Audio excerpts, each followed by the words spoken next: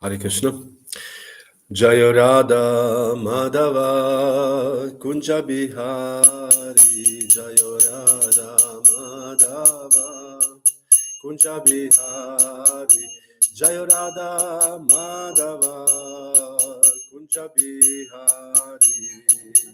Radha Madhava Kunja Bihari. Gopi Janavalabha Girivaradari. Gopi Janavalabha Girivaradari. Yashodanandana Braja Janaranjana. Yashodanandana Braja Janaranjana. Yashodanandana Braja Janaranjana. Yashodanandana Braja Janaranjana.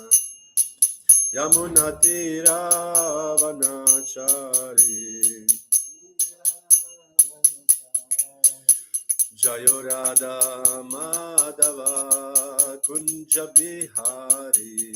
Radha Madhava Kunja Bihari. Shri Radha Madhava ki Jai. Srimad Bhagavatam ki Jai. Om Namo Bhagavate Vasudevaya. Om Namo Bhagavate Vasudevaya. Om Namo Bhagavate Vasudevaya. Narayanam Namaskrityam Naram Chaiva Narottamam Devim Saraswati Vyasam Tato Jayamudirayat Nashta Prayesha Bhadreshu Nitya Bhagavata Sevaya Bhagavati Uttama Shloke Bhaktir Bhavati Nashtiki.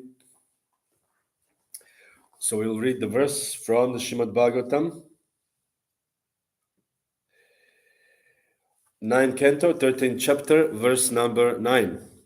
Yasya yogaṁ na vāñchanti viyoga-bhaya-kātarāḥ bhajanti caraṇa-ambhojam munayo hari-medhasaḥ. Yasya, with the body. Yogam, contact. Na, do not. Vāñchanti, what is the vancha? Desire. Yes, desiring, vancha. Vancha kalpataru bhishya. Vancha kalpataru. Vañchanti, jñānīs, desire. Viyoga-bhaya-kātarāḥ, being afraid of giving up the body again. Bhajanti, offer transcendental loving service. Caraṇa-ambhojam, to the lotus feet of the Lord. Munayaḥ, great saintly persons. Hari-medhasaḥ, whose intelligence is always absorbed in thoughts of Hari, the Supreme Personality of Godhead. Translation and purport by His Divine Grace A.C. Bhaktivedanta Swami Prabhupada. Mahārāja Nimi continued. Māyāvādīs generally want freedom from accepting a material body because they fear having to give it up again. But devotees whose intelligence is always filled with the service of the Lord are unafraid. Indeed, they take advantage of the body to render transcendental loving service. Purport by Srila Prabhupada. Mahārāja Nimi did not want to accept a material body which would be a cause of bondage. Because he was a devotee, he wanted a body by which he could render devotional service to the Lord. Srila Bhaktivinoda Thakur sings, Janma obimore cha yadi Torah, bhakti grihe jani janma hao mora, kita janma hao yata tuya dasha. My Lord, if you want me to take birth and accept a material body again, kindly do me a favor. Allow me to take birth in the home of your servant, your devotee. I do not mind being born there, even as an insignificant creature like an insect. Sri Chaitanya Mahaprabhu also said, Nadanamna janamna sundarim kavitam va jagadisha kamaye mama janmani janmanishvare bhavatad bhaktira haitukitvayi. O Lord of the universe, I do not desire material wealth, materialistic followers, a beautiful wife, or fruitive activities described in flowery language. All I want, life after life, is unmotivated devotional service to you. This is Shikshashtaka number 4. By saying life after life, Janmani, Janmani, the Lord referred not to an ordinary birth, but a birth in which to remember the lotus feet of the Lord. Such a body is desirable. A devotee does not think like yogis and jñānīs who want to refuse the material body and become one with the impersonal Brahman effulgence. A devotee does not like this idea. On the contrary, he will accept any body, material or spiritual, for he wants to serve the Lord. This is real liberation. If one has a strong desire to serve the Lord, even if he accepts a material body, there is no cause of anxiety, since a devotee, even in a material body, is a liberated soul. This is confirmed by Srila Rupa Goswami. Iha yasya hari-medhasaḥ karma-namana sagira nikila svapya vastashu jivan mukta sa uchyate. Translation. A person acting in Krishna consciousness, or in other words, in the service of Krishna, with his body, mind, intelligence, and words, is a liberated person, even within the material world, although he may be engaged in many so-called material activities. The desire to serve the Lord establishes one as liberated in any condition of life, whether in a spiritual body or a material body. In a spiritual body, the devotee becomes a direct associate of the Lord. But even though a devotee may superficially appear to be in a material body, he is always liberated and is engaged in the same duties of service to the Lord as a devotee in Vaikuntha Loka. There is no distinction. It is said, Sadhur jivo vamarova. Whether a devotee is alive or dead, his only concern is to serve the Lord. Tyaktva deham punarjanmana iti mameti. When he gives up his body, he goes directly to become an associate of the Lord and serve him, although he does the same thing even in a material body in the material world. For a devotee, there is no pain, pleasure, or material perfection.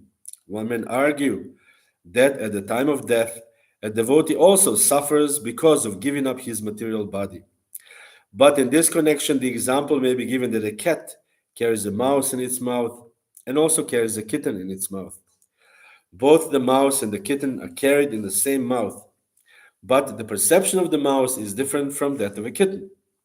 When a devotee gives up his body, tyaktva deham, he is ready to go back home, back to Godhead. Thus, his perception is certainly different from that of a person being taken away by Yamaraj for punishment. A person whose intelligence is always concentrated upon the service of the Lord is unafraid of accepting a material body, whereas a non-devotee, having no engagement in the service of the Lord, is very much afraid of accepting a material body or giving up his present one. Therefore, we should follow the instruction of Chaitanya Mahaprabhu, Mamma Janmani Janmani Ishvare Bhavatad Bhaktir Ahaitu Kitvai.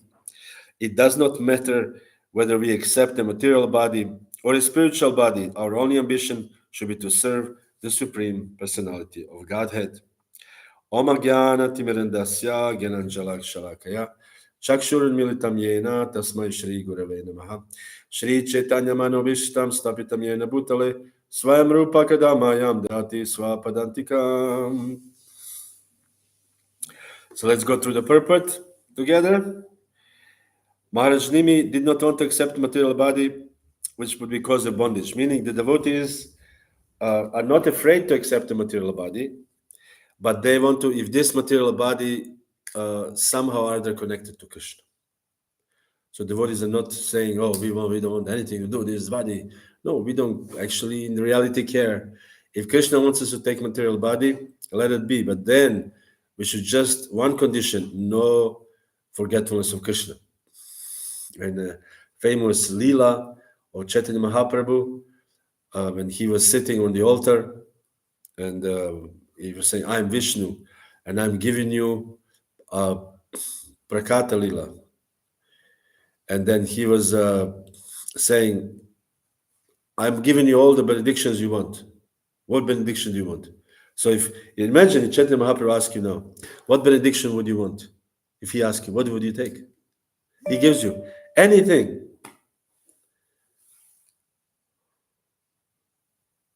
What is this? Yeah, stay in the call. Okay, stay in the call. And what would you answer? Go back home, back to Godhead. Go back home, back to God. And some devotees requires this and that, and they ask Kolavecha Sridhar. Kolavecha Sridhar was very poor, you know. And he asked Kolavecha, "What do I can give you any benediction, any riches, anything, whatever you want." And he said, "I don't want anything." He said, "I only want to never forget your lotus feet." This was his only prayer. Whatever body I have, whatever situation, I just don't want to forget you. So this is the very high level of devotional mentality. So it is said, Bhaktivinoda Thakur sings this song, Janma obi mora icha yaditora. If you want me to take birth, a birth, and accept material body again, bhakta grihe jani, let it be in bhakta grihe, in the household of the devotees. Allow me to take, even if I am an insect, anything just to be in the association of devotees. This is Bhaktivinoda Thakur. So this is actually from the song Manasade Hogeho Yoki Chumor Arpilu Tuvapade Mandanda Kishore. The Bhaktivinoda Thakur said, mind, body, and family, whatever be mine, I have surrendered unto your lotus feet, O youthful son of Nanda Kishore. In good fortune or in bad, or life or in death, all my difficulties have disappeared, but choosing those feet of yours as the only shelter. Slay me or protect me, as you wish. So this is the prayer of a devotee. If it is your will that I be born again, that may be in the home of your devotee. So may I be born again, even as a worm. I have no desire to be born as a Brahma who is not conscious of you, averse to you. So this is an attitude of a devotee. Devotee is not looking, meaning this is our interest. Our interest is not to achieve material happiness, or our interest is Krishna. And if something happens around that we have a nice life or decent life or this or disease-free life, it's nice. But if this is not our goal is actually Krishna. And if it's Krishna's will to be this way or that way, devotee accepts it. So this is, we should not think I'm a devotee now and I should have everything perfect. Everything is perfect. Then I can be a devotee. This is the Maya, this is illusion, actually. Because what if you die? Then you're preparing yourself to be comfortable, to have a comfortable, healthy life. And then you die, and then you didn't think of Krishna.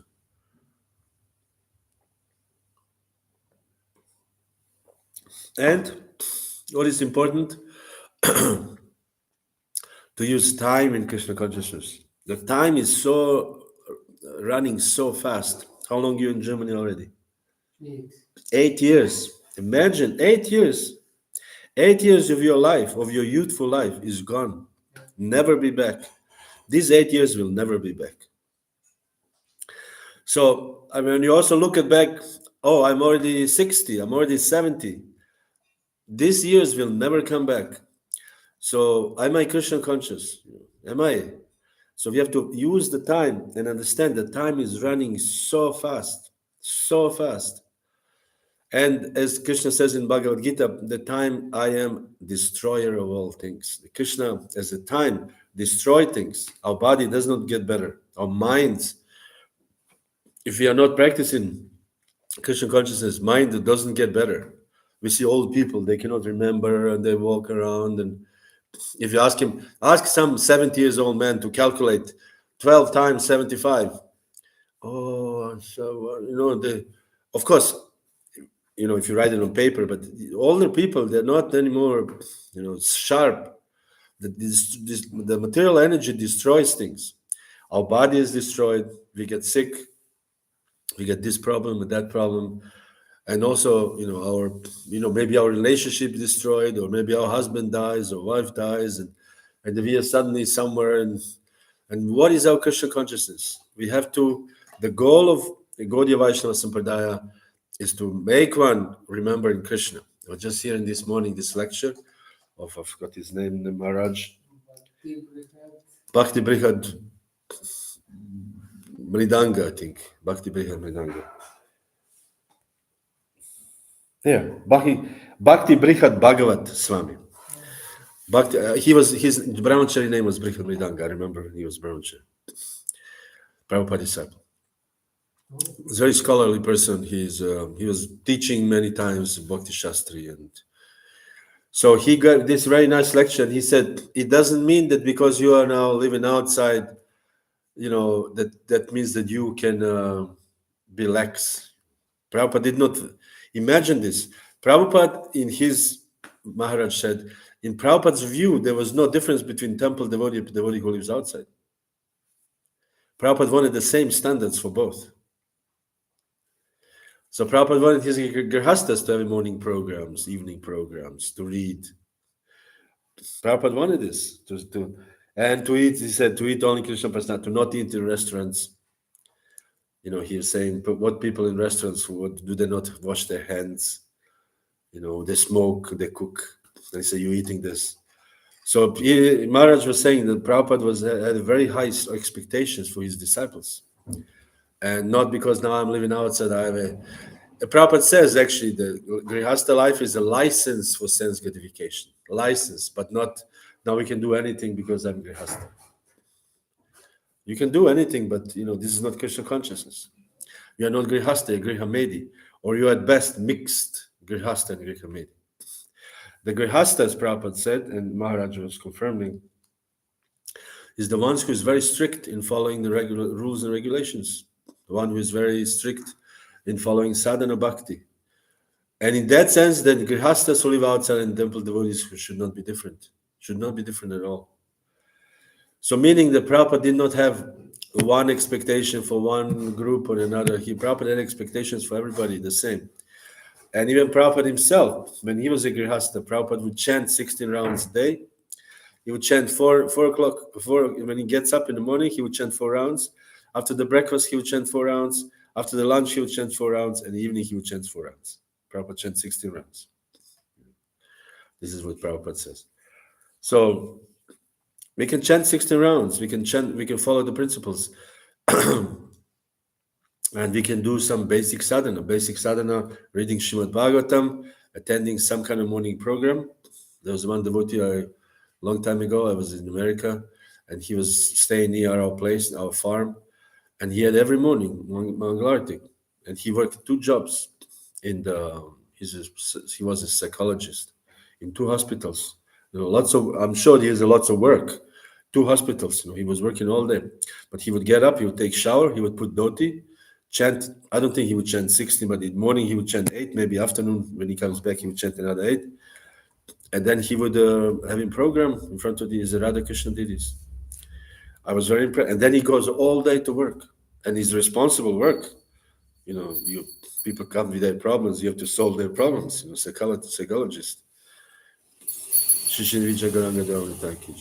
Oh, I said Vijay Gauranga Dalita Kija. So this is the deities in Cologne. Vijay Gauranga Doyal Nitai. Maybe. So this is the high standard. And in that sense, when you live high standard, then it doesn't matter.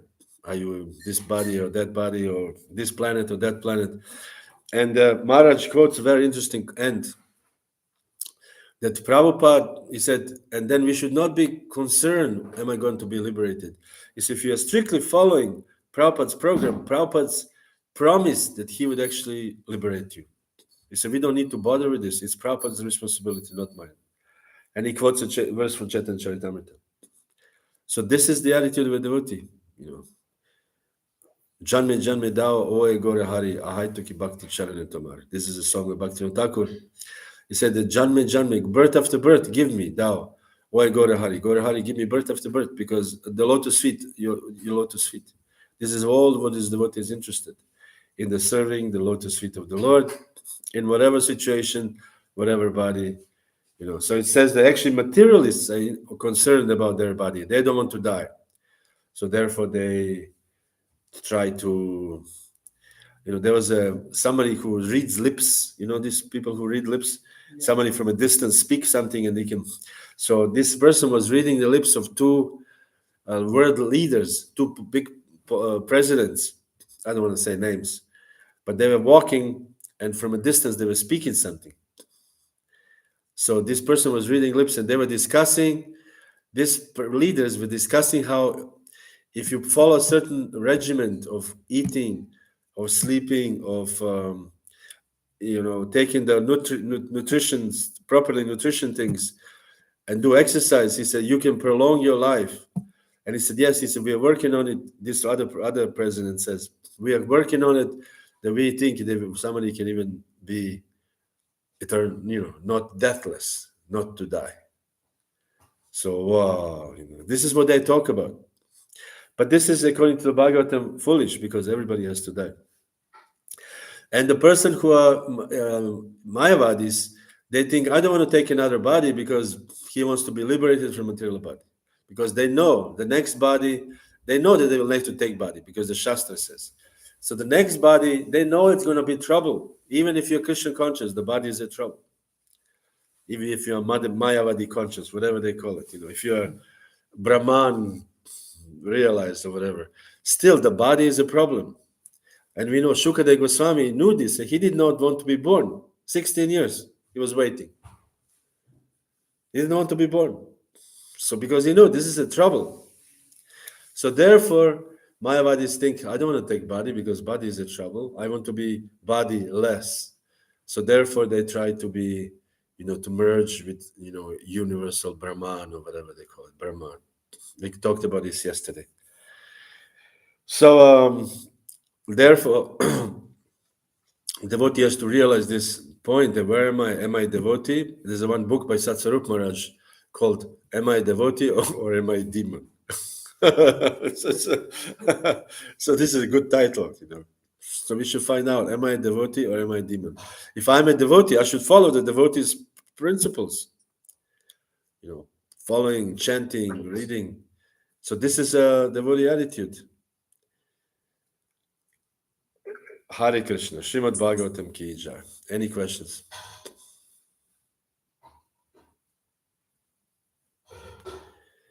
If you don't have, then we are done.